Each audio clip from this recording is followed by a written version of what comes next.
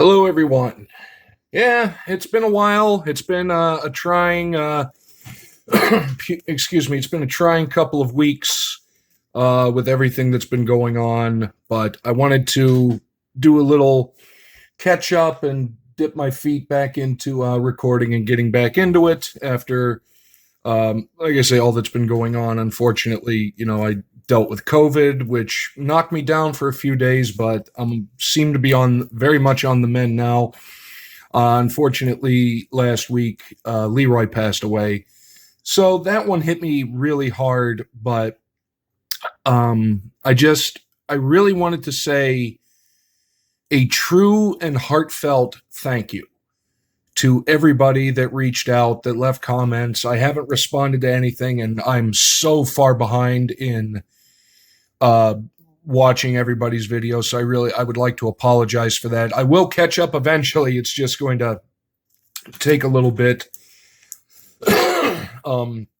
So I really wanted to say thank you to every single person that reached out, because I had lost my dog when I was a child, but Leroy was my first dog, and I think that's why it really hit me hard. But I don't know, kind of rambling about it definitely seems to be helping. So it's a good thing. But we're going to get back into it. And actually, what was a very helpful distraction was last Monday, I believe it was the first. Myself, John, the autograph fisherman, and Sensei Domino did episode 2 of our TTM stream, and I actually popped on. It was a very nice distraction. Took my mind off things. Plus, I got to actually open some of the stuff that I had on stream. So we're gonna just do a quick recap, and then I've got a bunch of stuff, and I'm just gonna ramble at you guys for a little bit. I'll put timestamps and everything down there. Just feel free to jump around, this and that. You know how it goes. But to recap, I got 4 back in the last week of April. We had Ryan Dezingle. I think that's how it's pronounced. Dezingle. Yes, I was correct. Sent that. That was just real quick. 134-day turnaround, care of the Chicago Wolves AHL team. And we got Sparky Lyle, the most famous person, I should say, to come out of DuBois, Pennsylvania. 12-day turnaround. It's an address on Sports Card Forum, and he is $5 per if you're looking to get Mr. Lyle there. And then another good one. This came back from the Calgary Flames. 98-day turnaround. Jonathan Huberdeau. That one was really cool. Good old Station M. And finally, this was the big one I had been waiting for. 90-day turnaround, Lucas Raymond signed card. That is care of the Detroit Red Wings Autographs for a Cause Foundation. Every season they do that. The players have a charity that they're partnered with, and you send a donation and they'll send you a card, signed card or whatever item. I know Julie Farnham has had a really couple good successes. She got a signed Lucas Raymond Young Gun, and I think it was a Cider rookie relic. So I got to get me a Cider card and do him next year. But $20 for Lucas Raymond. I can't recall which charity he's partnered with, but regardless, that's a cool cause, and I have supported them in the past and will continue to do so. All right, 4 minutes in, we actually accomplished the first thing, so we're just going to leave him up there.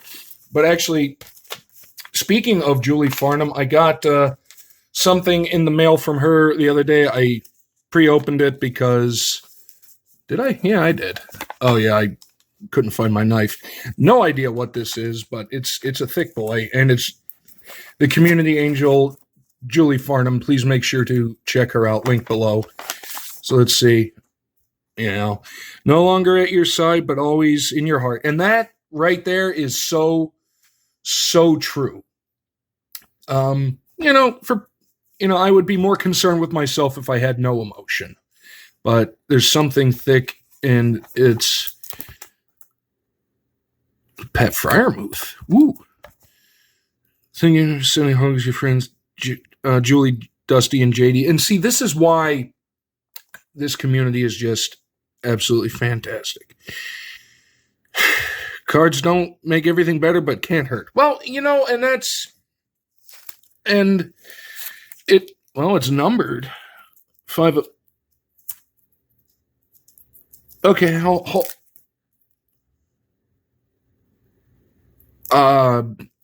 hang on a second. Okay, I needed a minute for that one. This is incredible. Julie, I truly thank you. This is, again, not, the card alone said, gave me everything I wanted to say, but when people, it makes you wonder, like, what have I really done in life to deserve this much kindness? And it's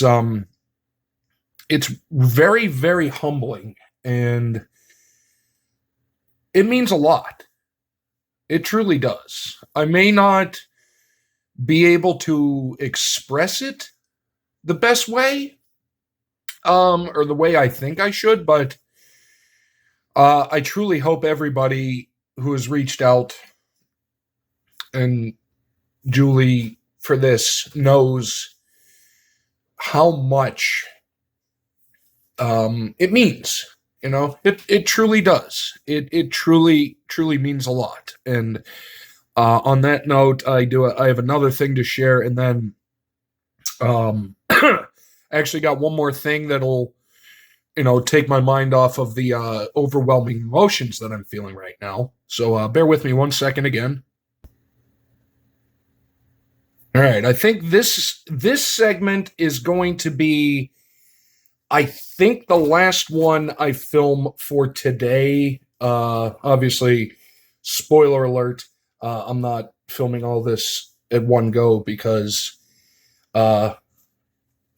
just a lot of emotion coming through. And this last thing I wanted to show, and we'll leave Pat up there because that is just unbelievably incredible, as is this.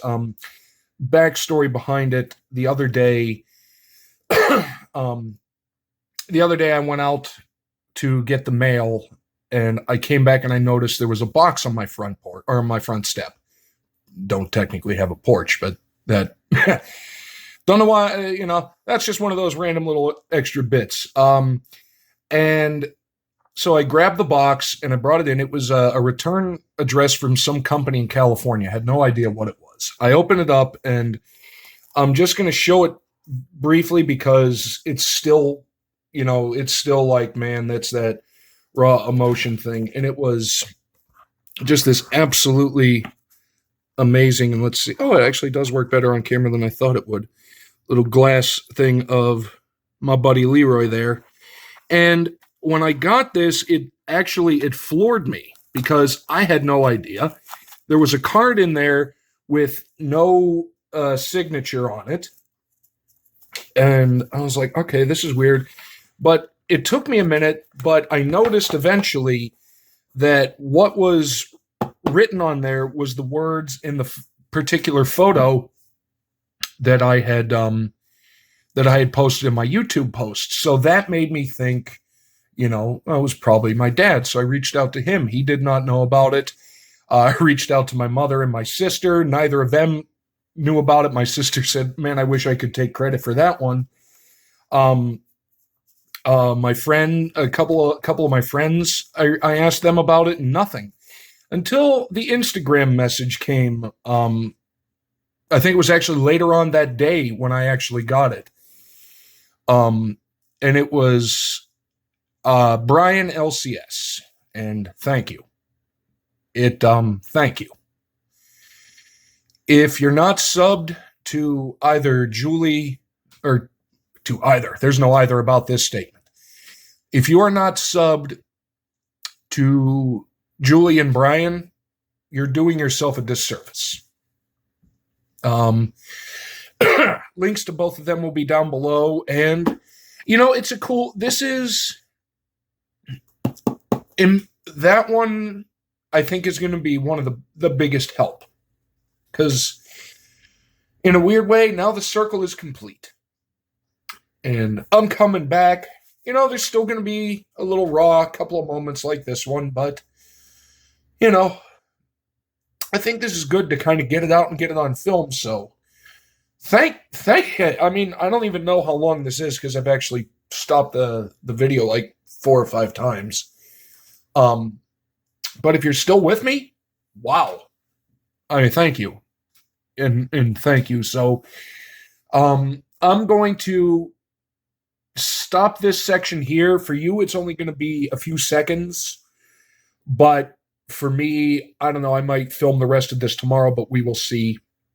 So just thank you for now, and stay tuned. There's one more thing. It's sitting right here, and it'll be good for when I come and grab it. And through the magic of the internet, it is now the next day for me, not for you. Because, I mean, if you're still here and it's the next day, appreciate it. Big preach. But I really hope that yesterday when I filmed the first part, but, very early, a little bit ago for you guys, I truly expressed how amazing Julie Farnham and Brian from Brian LCS are in the generosity, the kindness, and just those two. But there's so many of you. I got so many messages from so many people, Spine Ticks, Vogs, Slappy.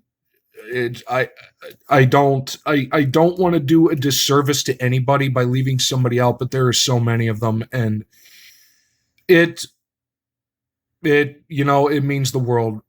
Rip and Raven, you guys are just, everybody is just amazing, and really, really, really, really, really thank you. And that's why I love the fact, and this ties into Brian, the Comic Book Community Awards, link to that down below.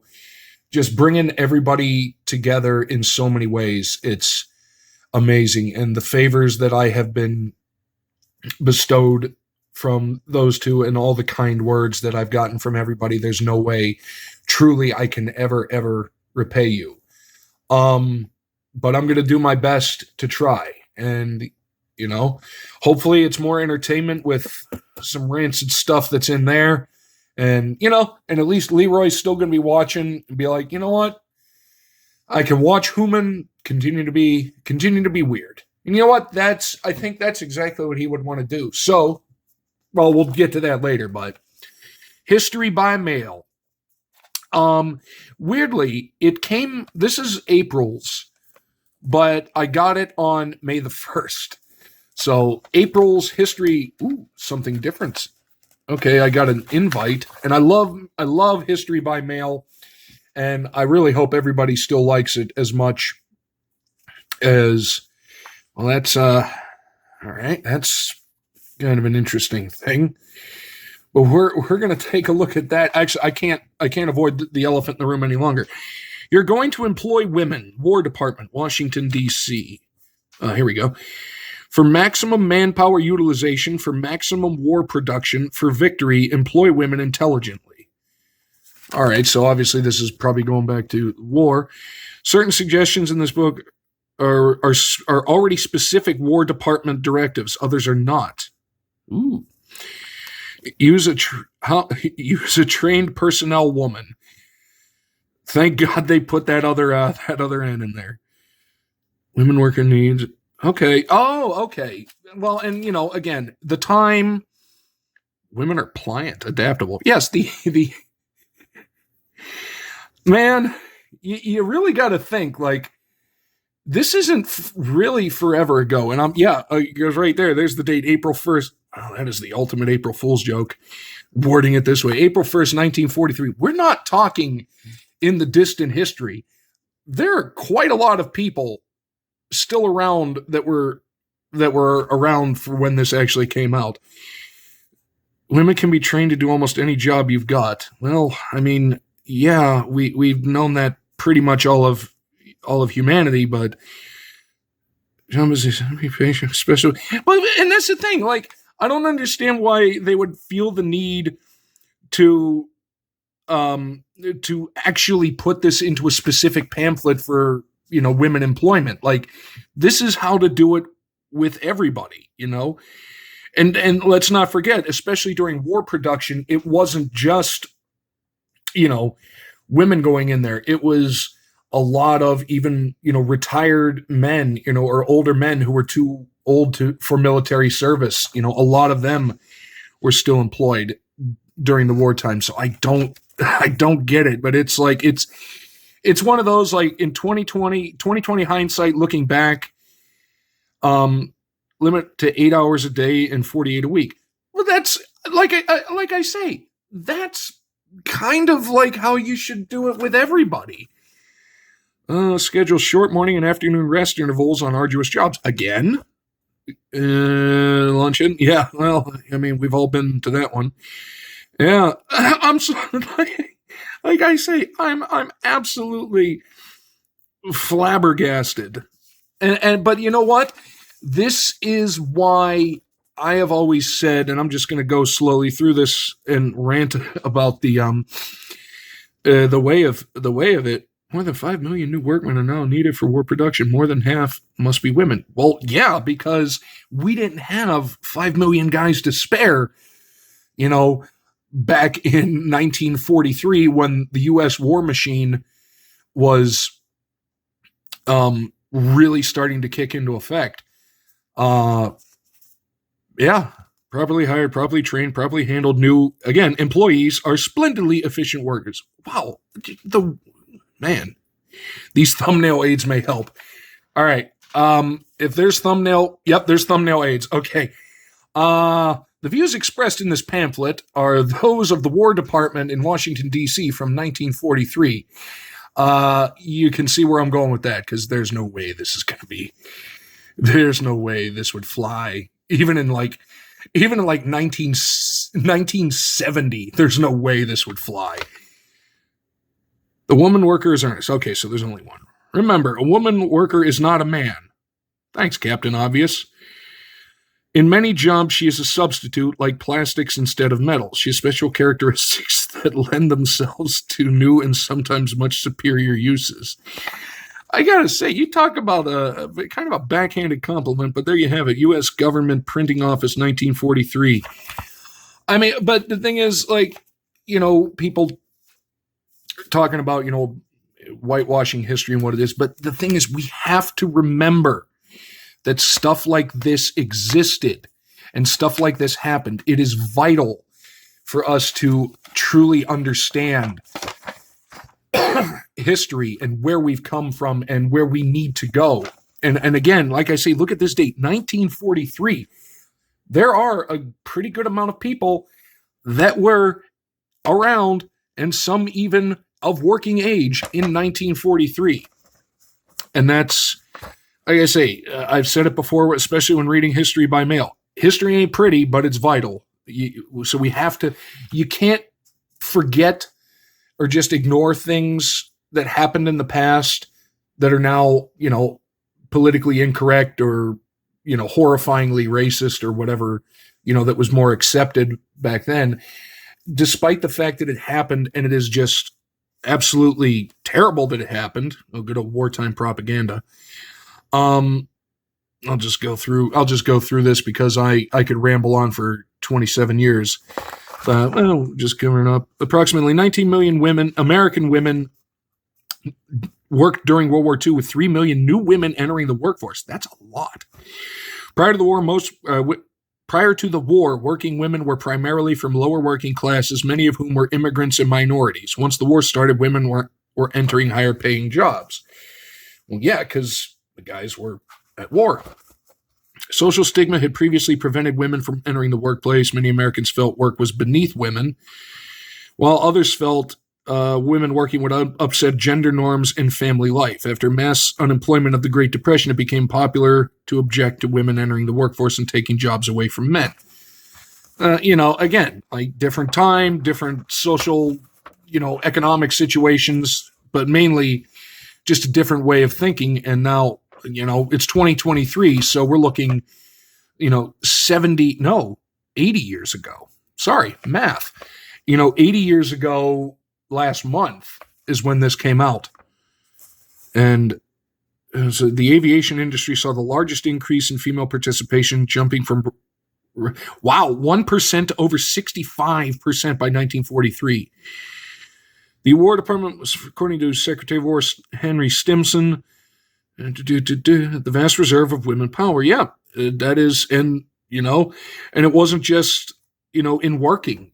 This was the time when the All-American Girls Professional Baseball League came out, and interestingly, you watch that movie and you kind of think, right after the war ended and all the men came home, the league folded. No, as far as I remember, I think the All-American Girls Professional Baseball League went until I think the mid-1950s, so long after World War II ended.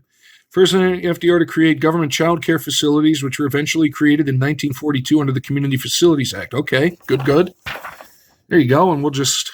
Women's clothing in World War II. Well, yeah, I mean, you're going to have to, if you're going to be working, you can't be, exactly, the old Rosie the Riveter image.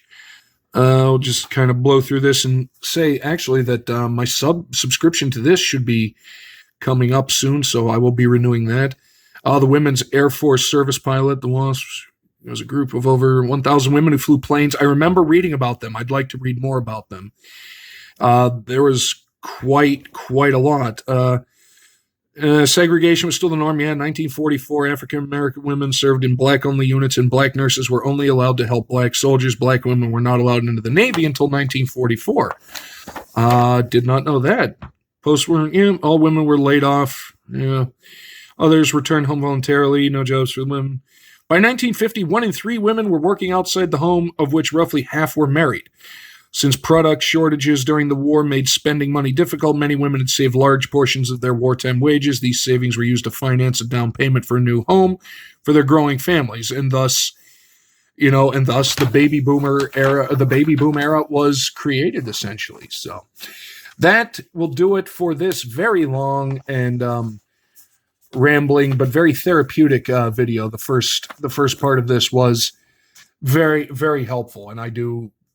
I haven't even put this out on the interwebs yet, and I feel that it's already helped a great deal. So thank you for listening to me ramble. Like the video if you enjoy the content, and this is going to be a Saturday video, so I am getting back in the groove Monday. I'll be back at it pretty much, like normal. I was finally able to get myself some of the new Magic series, so I'm going to dust off the old bones that is Magic Monday for Monday, and then, come Thursday, we had a week off, but it's going to be back to the box. So thank you very much. Thank you again to Brian and Julie and everybody. Thank you to everybody.